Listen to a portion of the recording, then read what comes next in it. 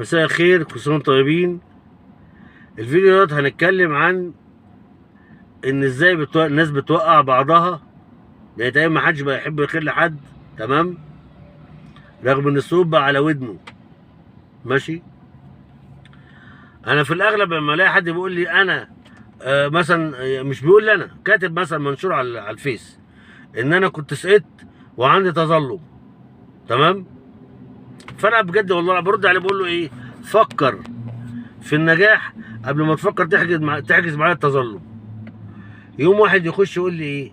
انت ليه بتجيب لي الناس احباط؟ لا، ده انا مش بجيب لك احباط، ده انا كده بتبع الدين بتاعنا اللي قال لك ايه؟ من شهد منكم منكرا فليغيره.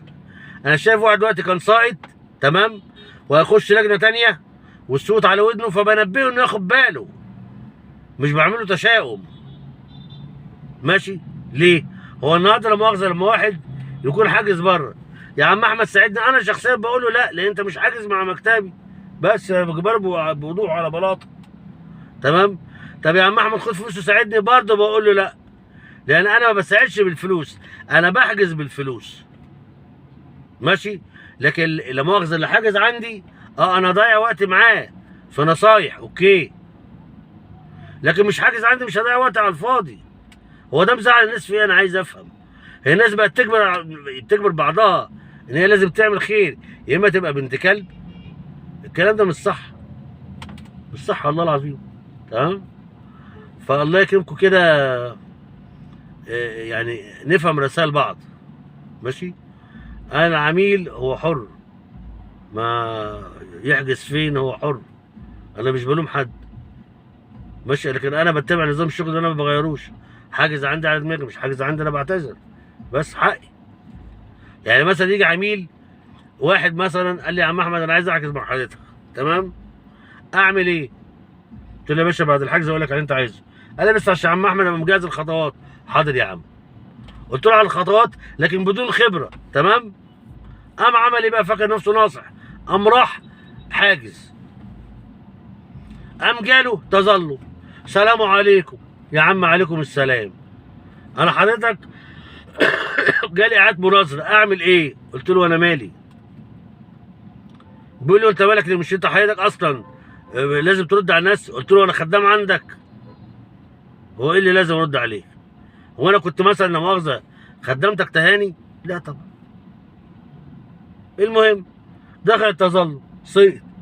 السلام عليكم. عليكم السلام يا عم. انا سقطت يا حاج، اعمل ايه؟ قلت له يا عم ما تعملش حاجه ولا انا اعمل حاجه، والسلام عليكم. وقمت اعمل له حظر. لما يجي يا جماعه حد ينبهني، لا مؤاخذه كده، ما نبقاش زي الكائنات الاخرى وننطح في الكلام. لا، افهم اللي قدامي ده عايز ايه. يعني انا في الدعايه بتاعتي بعمل ايه؟ ببعت لك مقطع دعائي بالقناه بتاعتي، وببعت لك الكارت بتاعي، وببعت لك نظام المكتب، بس. انت بقى المفروض تعمل ايه؟ اشوف الراجل ده باعت ايه، اخش في الفيديو ده بتاع ايه. ماشي. لكن مش هنطح مع الناس كده من غير ما افهم. في فئه تانيه بتلاقي الحاجات دي يقول لي هو ده بتاع ايه؟ هو انت سعادتك مكسل تقرا؟ انت عايز لا مؤاخذه اطبطب عليك كده وانت عشان او اقرا لك الكلام في ايه؟ لا يا جماعه والله بجد، لا بجد. على فكره المعاقين دول عشان يستعدوا مكانتهم تاني ويبقى في احترام تاني، بجد لازم نشغل دماغنا ونفهم بسرعه ونتعامل مع الناس واحنا بنحفظ كرامتنا. لكن احنا النهارده اللي بنقعد نقول ده الموظفين مرتشين، ده اللجنه مرتشيه، ده حكومه بنت مش عارف ايه، يعني ودول بقى لما انت تقول عليهم كده بقى هيخافوا منك وهم مخدودين ومطين وبيكلموا سعادتك؟ لا طبعا. هيعملوا اللي حصل دلوقتي، السوق بقى على ودنه، المعامله هناك هي كلمه ورد غطاها. ويجي واحد مسح تاني على الفيس، يا نهار ابيض، والله ده الواحد بيشوف حاجات والله يتجنن. يجي واحد على الفيس يقول ايه؟ هو مفيش حد في المجالس معانا على الصفحه؟ هو يا باشا بتاع المجالس هيخش لك على الصفحه؟ انت بتهزر؟ هو بتاع المجالس اصلا ده هناك بيبقى يعني، بتاع المجالس ده ممنوع اصلا يتعامل معاك اصلا في اي مكان، هو وظيفته هو على الشباك. ده انتوا برضه بتودوا الناس في داهيه. الله. لا والنبي انتبهوا يا جماعه، انتبهوا، كده مش صح، كده مش صح. انا عايز اقول لكم حاجه، في قناه بتاعت واحد والله العظيم لما انا بخش اشوفها ساعات، والله العظيم اقسم بالله بحكم خبرتي بالله ما بيقول حاجه اصلا فيها اي مصلحه. وعلى فكره انا قادر اعمل زيه. يعني واحد يقول له يا استاذ فلان انا سقطت اعمل ايه؟ بيقول له جهز ورق جديد وتكتب فيه كل الحالات اللي عندك وخش كده على اللجنه وسمي بسم الله. يا سلام، هو ده اللي انتوا عايزينه صح؟ ليه؟ عايزين من طرف اللسان حلاوه؟ والله اقسم بالله انا عينيا الاثنين. ده انا هديكم مش من طرف اللسان حلاوه، هديكم منحى العسل. فوقوا لنفسكم ماشي. عايزين نبقى لطاف مع الناس. يعني انا واحد من الناس مثلا لما ابص الاقي واحد، يعني واحد قبل كده قلت له بعت لك رساله على الواتس، قال لي انت مش محترم. ايوه مش محترم ليه حضرتك؟ ده انا بعت لك المقاطع الدعائيه بتاعتي. قال لي المفروض انا لو عايزك انا اللي هكلمك مش انت اللي تكلمني. قلت له تصدق بالله والله العظيم انا راجل غلطان ان انا اصلا بجد بنبه الناس. انا عايز اقول لكم حاجه تانية، انا من ضمن اخطائي بجد والله العظيم بعترف ان انا غلطان اقسم بالله. ليه؟ لان انا بقول في المقطع الدعائي بتاعي ان انا بحجز وبساعد. انا غلطان بجد غلطان. ليه بقى؟ لان انا بقول كده بص الاقي العميل داخل لي عم احمد كل بقى ساعتين بيقول لي بقى انا ايه اعمل ايه؟ انا مش اسوي ايه؟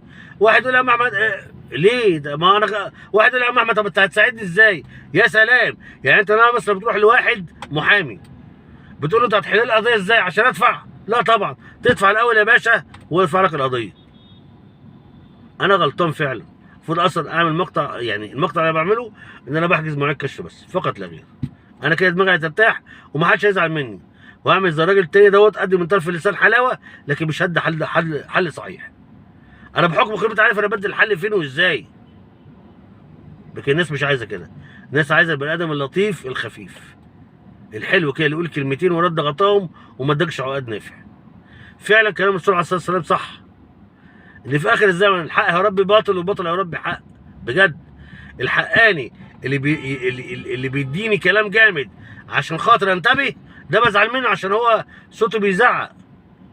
لكن اللي يقول لي عينيا ورجليا وقفايا لا ده بني ادم جميل ولطيف. ربنا معانا ومعاكم. يلا السلام عليكم ورحمه الله وبركاته.